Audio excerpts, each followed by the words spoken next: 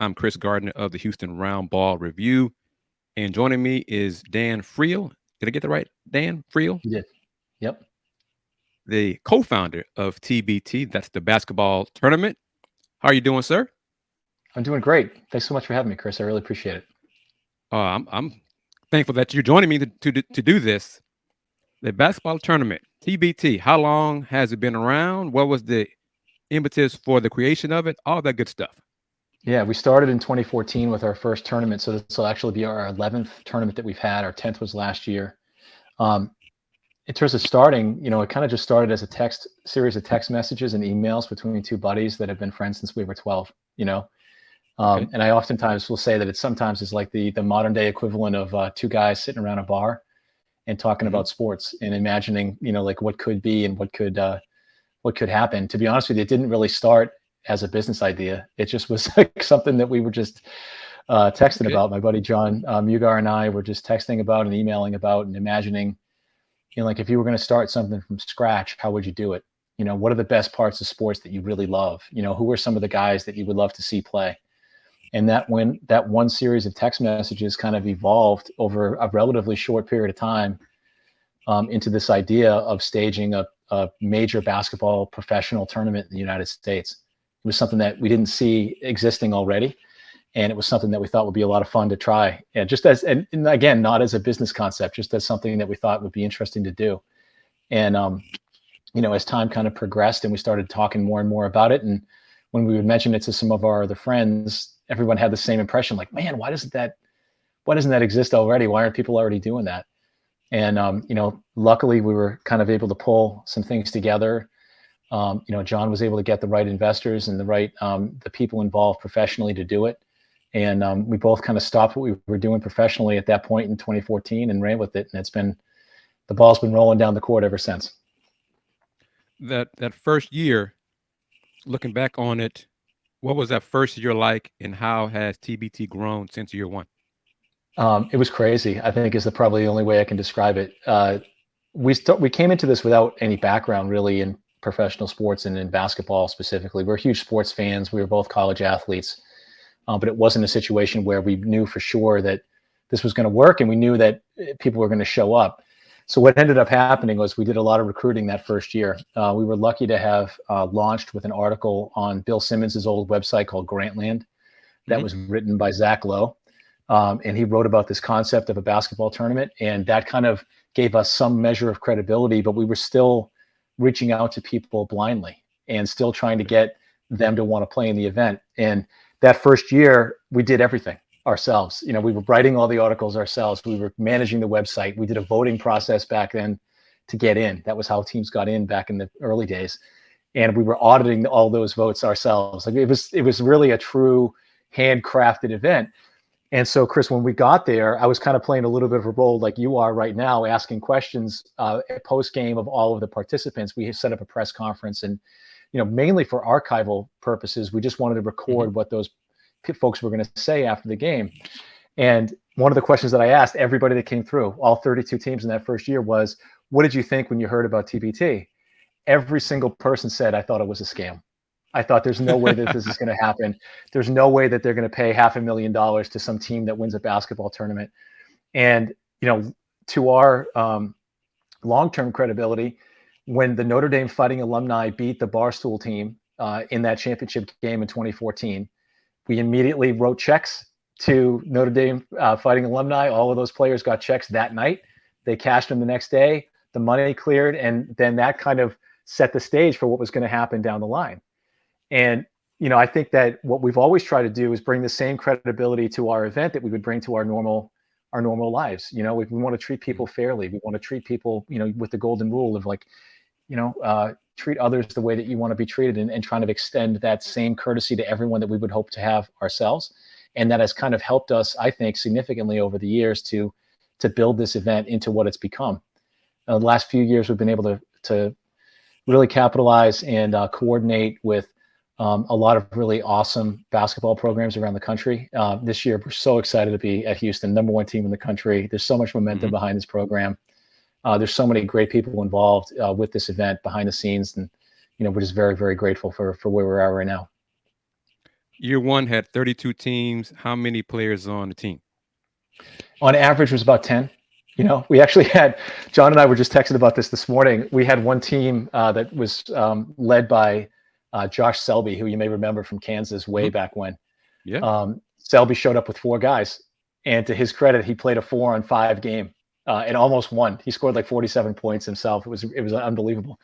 I've never seen anything like that. But yeah, so that first year, it was on average about 10 players per team, and 32 teams altogether. So it was a good chunk of people. We played the whole thing under one roof at Philadelphia University, which I think is now called Thomas Jefferson University in Philadelphia. Championship game was in Boston. We did a vote that year to see where the championship game was going to be, whether it was going to be at Barstool's headquarters in Boston or in South Bend. Barstool won. So we played that championship game about 2 or 3 weeks later, towards the end of June 2014. We had no streaming plan. We had no TV plan, nothing. And that first year, it was going so well on that first day that ESPN reached out. We ended up streaming that championship game on ESPN3. And then we've had a partnership with ESPN over the last 9 years as a result. That was going to be my leading into some of my more other questions. Was that first one televised, streamed, and how has it grown since then? But excellent. Okay, Yeah. well, go ahead. Expound on it, please. Yeah, I was just going to say, we didn't stream it. We had a half-court camera that was kind of taking footage, again, mainly just so that we had it, and for scorekeeping purposes and record keeping and stuff. But no, we didn't stream that first year, and we ended up streaming the championship game. Of course, the world has totally changed between 2014 and 2024. It's much easier to get stuff on the internet now. It's a different dynamic than it was back then. But that first year, we ended up partnering with ESPN for that championship game. The television coverage has expanded exponentially since then. In the last 5 years or so, about half of our games end up on linear TV. Everything is streamed if it's not on linear TV. We've been very fortunate to have a great a bit of coverage for the event and about the event over the last 10 years. It's grown quite a bit. I mean, the biggest change now is that there are folks that will come to these games. We have thousands and thousands of people that are coming to these games. Every year we play in Wichita, and we're getting 7,500 to 8,000 people to show up to see the Aftershocks. That's their alumni team play. Right. I have super high expectations for what's going to happen at the Fertitta Center this summer in Houston as well. And so hopefully we can set some records over in Houston. Year one, 32 teams. How long did it take to play all the games for that tournament? We played that over 4 days. So we went from 32 down to 2 over the course of Thursday, Friday, Saturday, Sunday. There was one day we played a doubleheader where teams had to play 2 games in a day. And then the championship game took place, like I said, a few weeks later in Boston. And how many teams this year, 2024? 64. We've gone up and down on the numbers a little bit over the years, but 64 is a perfect number for us. And I think that's where we're going to be in the long term as well. Is roster size still 10, roughly, approximately? On average, I think teams will now carry about 11 to 12 typically. They want to be able to play a 5-on-5 if they need to, or work through some sets and things like that. So yeah, we extend that a little bit, but on average, teams will carry about 11 to 12 players. What are the rules? How different is it, if at all, from college ball, NBA ball, FIBA ball, etc.? The biggest change that we have from the standard rules is that we use what we call the Elam Ending. This is a concept where we play to a target score, and every game ends on a made basket. So I think that is probably the rule that folks, if they know about TBT, that they know us for, is that Elam Ending concept. That's the biggest change. Our fundamental rules of how the game is played are based upon college rules primarily. We'll use high-level Division I refs everywhere we go, guys that you've seen on TV, Big 12 refs that I'm sure you're watching now this year with how Houston is doing in the Big 12. But fundamentally, the rules are college rules. We use a college three-point line. We do play 4 9-minute quarters, so the game is a little bit shorter than you're used to. Okay. This game is over in a flash. Our average game time is about 1:45. And so you don't have time to kind of get into the rhythm. You need to be in the rhythm the minute that ball is tipped. They're very competitive, as you can imagine, with this being a single elimination tournament for $1 million. These games are very hard fought. We want the games to be settled on the court rather than at the free throw line typically. So we'll let the guys play and handle it the way that they would, either in a pickup gym or, just in in a very hard fought game. So what you see in our style of basketball is aggressive defense, really, really hard nosed. Picks are set. It's just a great form of basketball. John and I both grew up watching a lot of Big East basketball in the 80s and 90s, not to entirely date ourselves. But if you know anything about the Big East back then, that was the physical conference in the country. And that's why those teams did so well every year in the NCAA tournament. And that's kind of the model, generally speaking, of what we try to play with an on-court play perspective. The Elam Ending really is the thing that stands out. If you haven't seen it, Chris, it's so much fun to watch. Every one of these games ends on a made basket. And every one of them basically is like a buzzer beater, So the general concept, and I can explain it to those who aren't familiar, is that at the end of the game, in the last 4 minutes, the clock is turned off. We then add 8 to the team that's in front, and then that becomes the target score. So if the score is 72-70 at that 4-minute mark, the game clock gets turned off, the target score becomes 80, and the first team to 80 wins.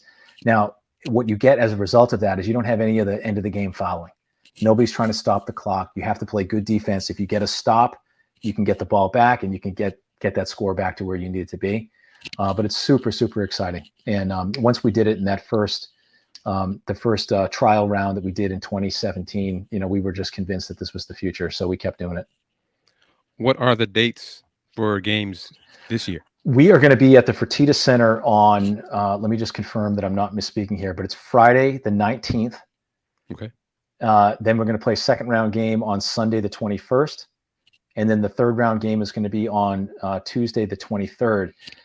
If Houston advances all the way to round 4, there's a possibility they'll host a quarterfinal game as well. That'll be either on the 29th or the 30th of July. Who are some of the other cities, or how many have you got commitments for all 64 spots yet? Well, we haven't announced them all yet. We do have commitments that we think are going to fill up that field pretty quickly. We always hold a few spots out because you always have some stragglers that come in that you really want to see play in the event, if you know what I mean. So we've got a few that are kind of we're holding in abeyance. But right now we've got 8 regional sites. We're going to play all around the country. We're going to play at Rupp Arena with the University of Kentucky alumni team as the host team there. We're playing at Freedom Hall, historic Freedom Hall. It's our second year there with the Louisville alumni team that's led by Russ Smith and Peyton Siva, and Montrez Harrell is going to play for that team. We're playing at Fifth Third Bank Arena in Cincinnati. University of Cincinnati alumni team is going to be hosting that one. We're playing at University of Dayton Arena. This is, I think, our 4th year there with the University of Dayton alumni team. Obviously, Houston with the Fertitta Center. Wichita State, we're going to play at Koch Arena there. This is our 4th year playing there, and that place has really set the standard in terms of attendance, which has been fantastic. University of Pittsburgh, we're going to play there at their arena, Peterson Center. And the last one I have on my list here, but maybe the first in our hearts in some respects, is Hinkle Fieldhouse, which was famously at Butler, where they filmed Hoosiers. So if you're familiar with that movie, that's the one where they have to confirm that the rims are 10 feet tall. And we're really excited about playing there as well. From a Houston perspective, what has been the response to the announcement of the games being at Fertitta Center this year? It's been awesome. I think it's exceeded all of our expectations. Behind the scenes, Bilal Batley and Lauren Sampson have been instrumental. Lauren in particular of making this work, and the insight that they've had into the Houston fan base, the ability that they have, obviously, to get people excited and riled up. Rob Gray has been instrumental in pulling this team together. There's some incredible player announcements that we have coming up for this team that I think fans are going to be very, very happy about. But one of the great things about these alumni teams generally, and that I think fans are going to continue to respond to, is that you're seeing the players that helped build this program into what it's become now. They may not have been the number 1 team in the country when Rob was there, but they were knocking on the door of getting to that point. And obviously the work that Coach Sampson has done, that Lauren has done, Bilal has done, and others within the program have accomplished over the last 5 to 6 years, was built upon the foundations that were laid by guys like Rob and the other players that he's going to announce soon. But we're just so excited about the whole thing. I think it's going to be awesome. Houston's such a great basketball town, and continues to become more and more of a destination for really accomplished and elite level pros, whether in the NBA or overseas, every summer. And so we're excited about sort of the energy, the vibe, everything that's going to happen there in Houston this summer is going to be really awesome, I think. In his press conference a few days ago, Coach Kelvin Sampson said, he speaks to Rob like every day, or Rob contact him every day or whatever, sometimes different odd hours of the night. Yeah. And Rob touched on, I guess basically Rob is the GM, and he was asking Coach his thoughts, Coach Sampson, his thoughts are on a coach. So is TBT player coached, or is that a separate position? Yeah, it's a separate position. Yeah, most of the teams now, in the early days, it wasn't uncommon to have a player coach. We had one team that, I think if you look at it objectively and look at the quality of the players, is one of the greatest unsung dynasties in the history of professional basketball. This team called Overseas Elite. Mm-hmm. They won 4 straight championships in TBT. On the 5th year, they made it to the semifinals and lost. And in the 6th year, they made it to the semifinals and lost. This is how great this team has been, or was. They're no longer playing TBT. That team had a head coach, Colin Curtin, followed up by some others, but they were very player focused.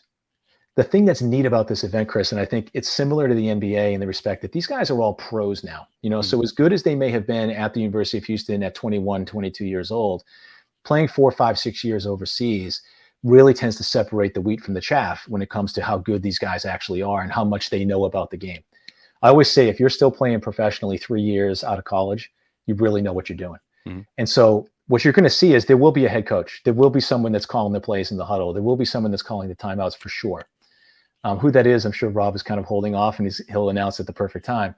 But the players really are the leaders of these teams, similarly to what you see at a Rockets game. Like you go into a Rockets huddle, and I'm sure that they've got the players that are kind of dictating, okay, this is what we would like to see. I don't know if this is going to work, but this will. Same kind of concept happens in TBT. But again, it's very much a college type game. So there does need to be some set of eyes that are looking at this objectively and telling these guys where they need to go, what needs to happen, all that kind of stuff. Now, will you, or first, is there a timetable on when the Rob Gray team will be completed? Will he announce that, or will TBT announce that? It's probably going to come from the Forever Coogs account. Okay. If you haven't followed that yet on Instagram and Twitter, I think they might be on TikTok too. But if you haven't followed them yet, check them out. Forever Coogs is the name of the Houston alumni team. What we'd like to have them do is announce it, and then we'll augment that to whatever extent we can. Rob will do the same thing. We'll try to create as much buzz about the team as we possibly can. They do have a timeline for the next series of player announcements. I think it's going to happen not this weekend, coming up the 1st, 2nd, 3rd, but I think the 8th, 9th, and 10th of March. Okay, well, and you're going to like the names. It's all. I don't want to get too far into it, but it's all guys that you would want to see, and that's really how we judge an alumni team. Is this a team that we think fans are going to respond to? And I think that undoubtedly this is one that they're going to like. I'm looking forward to it because I'm going to assume whoever completes the roster for Forever Coogs, I covered them when they hooped at Houston, so sure. We go back a long ways with them, and I'd love to do my part in helping promote the games at Fertitta Center and TBT overall. You touched on Forever Coogs on social media. What about TBT? What's their website and Twitter and all that good stuff? Well, the website is thetournament.com. So just Google thetournament.com or type that into your browser. And we do a basketball event and a soccer event. The basketball event is TBT. The soccer event is TST. TST will happen in early June in Cary, North Carolina. For those of you who are soccer fans, that one's going to be awesome. It's all in one spot, very reminiscent of what we did first year for TBT, where all the teams are under sort of one admission. Mm-hmm. So the tournament.com is our website. For basketball, just follow the tournament at the tournament on Twitter or X, whatever people want to call it now. On Instagram, it's the.tournament, and it's also the tournament on TikTok. But if you just type in TBT in any of these search engines on a social media platform now, you're going to find us. Yeah, we're excited about it, man. It's gonna be great. How can fans get tickets? Specifically to the Houston event, but overall. Yeah, we have a waiting list that's up right now. If you just click on our website, you're going to find that waiting list, or go to any of our social media handles, you'll find that waiting list. University of Houston has been an awesome partner for us too, and they're going to be sending out some emails. So if you're on a Cougars email list already, you're going to be getting some links to sign up for that waiting list. Tickets are on sale. We believe middle of April is probably our target date right now. I don't think that date's been fixed yet, but they'll be on sale very soon. One thing that we try to do with all of our tickets everywhere we go is make them as accessible as possible for fans. Okay. And what I mean by that is, if you're used to paying $100 for a ticket, at a Cougars game, you may not spend that much at TBT. We want this place to be packed. We want this to be a great, fun experience that families can come to and enjoy. A lot of the players that maybe your kids were too young to appreciate when they were there, but now that they're in their teens, they do. Or if you'd missed a chance to see them when they were there, but you're a recent Cougars fan, you get a chance to kind of catch up on some of the history of the guys that helped build the modern era of Houston basketball. And I'm going to ask, it sounds kind of naive, but I just want to ask in case folks who do watch this later are curious. Concessions and everything like that will be available at Fertitta Center for the games? Yep. We're going to have a full complement of concessions. I think what we try to do is make all of these games as similar as possible to your experience going to a Houston Cougars game. So you'll see some of the same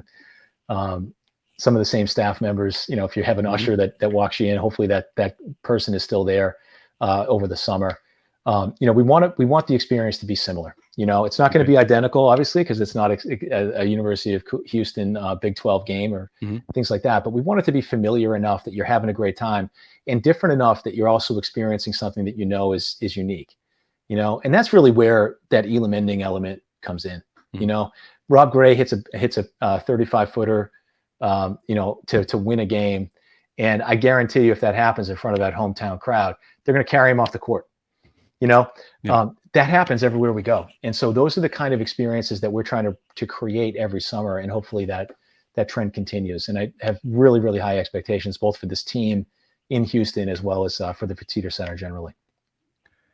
Going forward, got to ask it, is there a chance that this could be the first of many years of a Houston team participating in the game taking place at Fertitta Center? I hope so. I hope so. I think that our best regionals are the ones that we can go to 2, 3, 4, and 5 years in a row, and so momentum will build year over year. I think the key thing is that the team performs well. It's a single elimination event. They, in theory, could lose round one. They could make it all the way to the quarterfinals. They could win their championship in the first round. We have no idea how this is going to play out. But based upon the stuff that I've seen so far, the names that I've seen associated with it, evaluating where these guys are playing overseas, where they are in their careers, and not only that, but the excitement level of the players to play makes a big, big difference when it comes to success on the court. Another big factor, as you can imagine, is how the fan base reacts. The Aftershocks in Wichita State, for example, they're an excellent, excellent team at home. They're very, very hard to beat at home because they've got 7,000 plus fans there every night cheering them on. It's an undeniable home court advantage. So those kind of things are ones that we evaluate. And let me put it this way. I'm very cautiously optimistic about the success of this regional in Houston. And, obviously Houston's a great city and one that we'd love to be back to for many years if we can. When will the, brackets and the teams and matchups be announced? Middle of June, we'll release our bracket, probably closer to the 20th, I would say, between the 15th and the 20th. Again, I don't know that date has been set as of yet, but we'll release our bracket around that period of time. There's going to be 8 teams in each of these regionals. So what we do on the first game day, you'll have 2 doubleheaders, separate admission. There'll be an afternoon session and then there'll be an evening session. Okay. The Forever Coogs team is going to play in that evening session. They'll be the anchor tenant, so to speak, in that evening session. Round 2 will then be on Sunday, probably in the 12 to 4 p.m. timeframe. And then that following third round game will be on Tuesday night. But yeah, so the brackets will come out. I think that people will be happy with the teams that are going to be there. There's some other alumni teams that are brewing that we haven't announced yet that I think could be of local interest, and some ones that will be certainly easy to root against as well. So, we try to give something to everybody. The other thing is, like, when we place these teams in regionals, we think about not just the quality of the teams themselves. We don't want to have a regional that is totally top heavy with 4 number 1 seeds. But by the same token, we all want to put teams where they belong, so if you've got a team that's got a strong Texas presence, why would we not have them in Houston? Right. This question, will the games or will day 1 games in Houston be streamed or televised linear? They'll be visible. Yes. We're not ready to announce yet the streaming plans and television plans, but I think that you'll be able to see these games for sure. Excellent. All right, Dan, thank you very much for taking time to add some details and specifics about TBT and, of course, Forever Coogs participating this year in July in the games at Fertitta Center, and Rob Gray leading the charge of the team. Looking forward to the announcements of the other players on the roster Is there anything you want to add that we didn't touch on? No, just remember to check out thetournament.com. You can get all the information about TBT. If you're new to TBT and this is the first time you're ever hearing about it, I just would say do some digging on it because you're going to love it. I think it's a lot of fun. We're all sports fans, and this was created by fans for fans. These players all play in this event because they want to play in it. They're not compelled to do it. They all want to be back playing in front of you again. A lot of these guys, as you can imagine, Chris, are playing overseas in countries that are hard to even pronounce. When you can get them back in the Fertitta Center in front of the fans that made them the players that they are, they respond really, really well. And I think that fans are going to be really happy to see these guys back in Houston colors again. And as far as media, will we need to fill out allocations for credentials, or how does that work? Yeah, we'll have a process in place for that, and hopefully we'll see you courtside there. I'll be there. That's my plan. So thank you Awesome. very much, Dan, for taking time to talk to me. Dan Friel, a TBT co-founder. Looking forward to these games in July at Fertitta Center. Dan, you take care. Keep in touch. Thanks so much, Chris. Appreciate the time.